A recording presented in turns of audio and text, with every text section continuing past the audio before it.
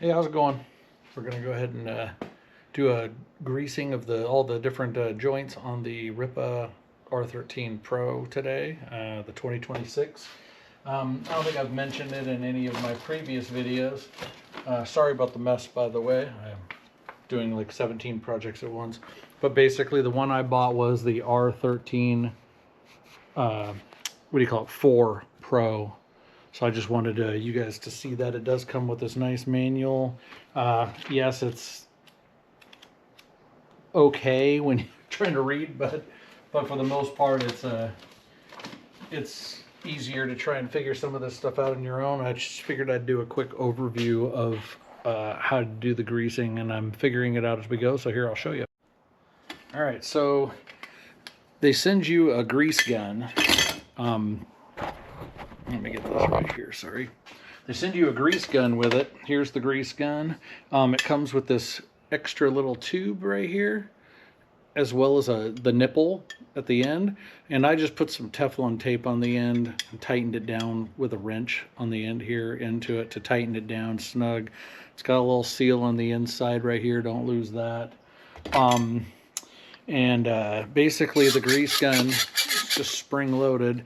There is a slot, see if I can show it to you. There's a slot on the end of the shaft right here, and a groove, and there's a groove in the end right here. So when you pull this out, you're going to put that slot in the groove like that, and that's what holds it open. So for all of you that aren't sure how to do it, that's how you hold it open. I'm going to stick a screwdriver in the end here because I don't want that popping back out and ejecting grease in my face. So I'm just putting a screwdriver in the end to block it from popping back out. And then basically once you've done that, you're going to fill the end right here with grease. And they give you this packet of grease. So we're going to go ahead and put that in.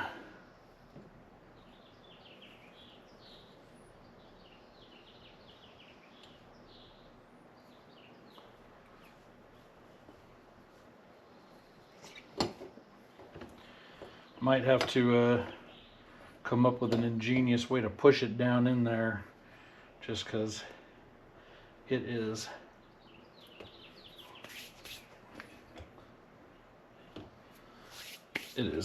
not, it's not going in all the way. It's stopping right at the end, so I'm not sure. I'll figure that out later. But for now, once you got the grease in, we're just going to screw this on nice and snug. And there you go. Nice and snug on there. And then we're going to pull our screwdriver out, and we're going to gently release this so that it's down in there. And then we're going to give it a whirl. All right, well, I think I'm just going to start on the end here with the fittings that are here.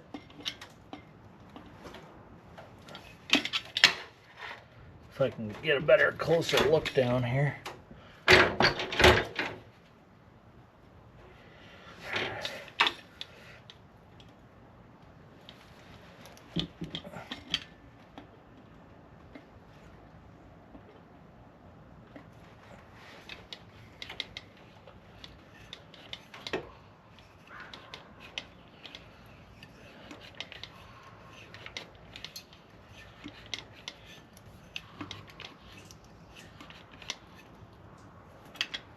All right, there's one.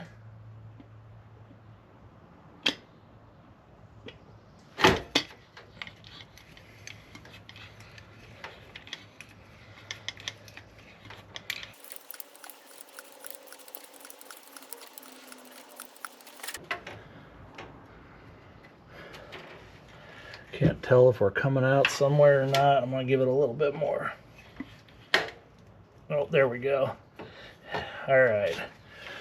So there's first two down, and we'll just look around and do each one as we go. All right, just topped it up with more grease, so we're going to go ahead and finish some of these real quick here.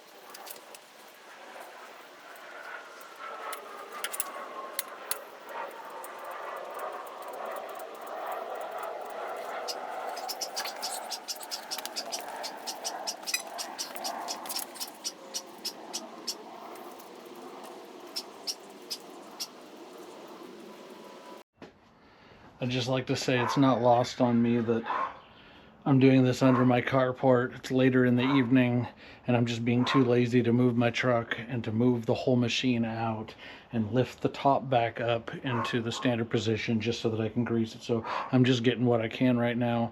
Once I'm done greasing what I can, I'll finish up the rest of the grease zerks once I pull it out next time. So for now, I'm just trying to get to the easily accessible ones. I did notice there's one on the front blade that's kind of underneath the body, so I am probably, this is obviously the one that came from the factory, so I'm probably just going to have to get another grease gun that has a 90-degree fitting, stuff like that, so that I can reach all of the different spots. So just letting you guys know, you're probably going to want to get a better grease gun with a 90-degree angle on it in order to get to the stuff. I mean, you can see even with the Teflon tape and everything, this one's leaking pretty good everywhere, and I tightened it down pretty good. So this is just kind of a cheap throwaway grease gun that they provide you.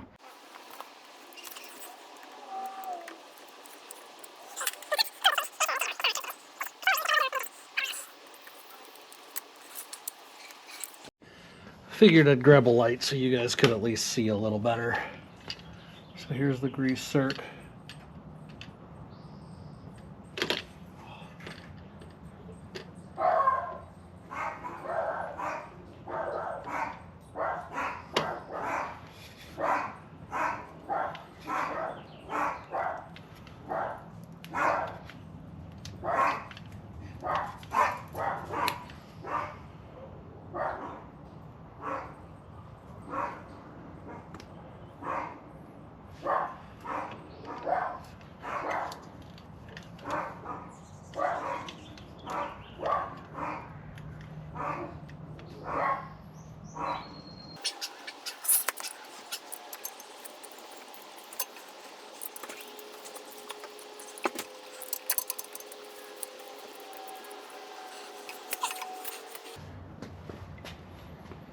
Well, I've got most of the fittings that I've found, save for a few of them. Like I said, you can see right down here on the edge, into the blade on both sides at that joint.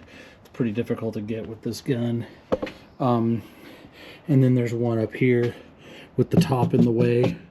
I just can't get to that one very easy, so I'll probably get a few of these. There's like a inverted sir or whatever they're called. I can't remember what they're called on there, but I've got most of them that I could find all along down on the joint for the quick connect, as well all across the boom and on the swing arm. And down here I've given it some grease in the chassis. Probably should give it some more, but I think I'm running low on grease from the factory, so we'll probably get a little more later.